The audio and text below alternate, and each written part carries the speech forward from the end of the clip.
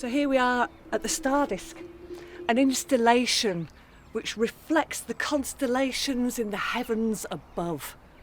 And I've got a question for you. What do you see when you look up at the night sky?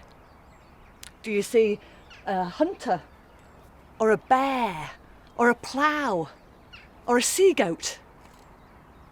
Now, I hear you saying a sea goat. I know. A sea goat? What is a sea goat? How did a sea goat get into the stars? Well, let me answer those questions for you. For many, many moons ago, back in ancient Greece, sea goats populated the oceans. And they are half goat, their front half being with legs and horns, and their rear half being a fish's tail.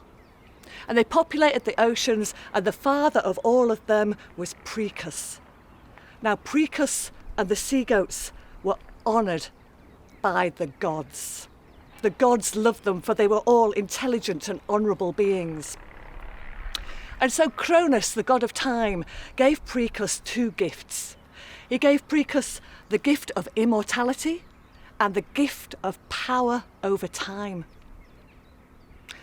So Precus watched his children play and grow in the waves, and he watched as they surfed closer and closer to the land.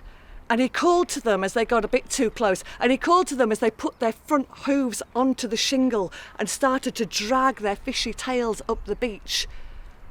He implored them to come back to him when they started to eat of the green grass of the land. And he watched in horror as their tails receded and their rear legs grew and they lost their ability to speak. And when he called to them and said, "Please come back," they found they couldn't return to the ocean. But Precus had two gifts, immortality and power over time.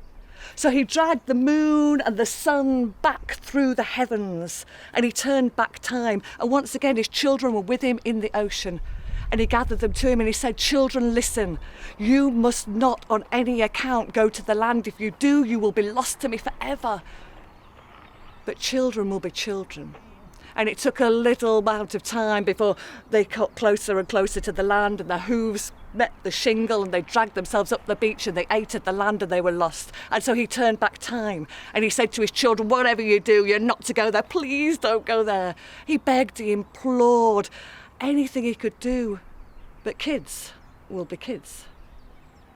And again, and again, and again, they made their way onto the land, losing their tails, growing legs, and losing their ability to communicate. And Precus realised that he had no control over their destiny. And he called to Cronus. He said, "Cronus, please," he said, "take away these gifts from me." And Cronus said, "Well, I could take away your power over time." He said, "But I've made you immortal, and even I cannot change that. But you could be immortal in many ways." And he scooped Precus up out of the ocean and blew him into the heavens. And there he stayed, a constellation of stars that we know today as Capricornus, the sea goat, the horned goat. And from that day on, goats have remained on land with four legs and no voice, but they still climb the highest mountains, hoping to catch a glimpse of their father up in the stars.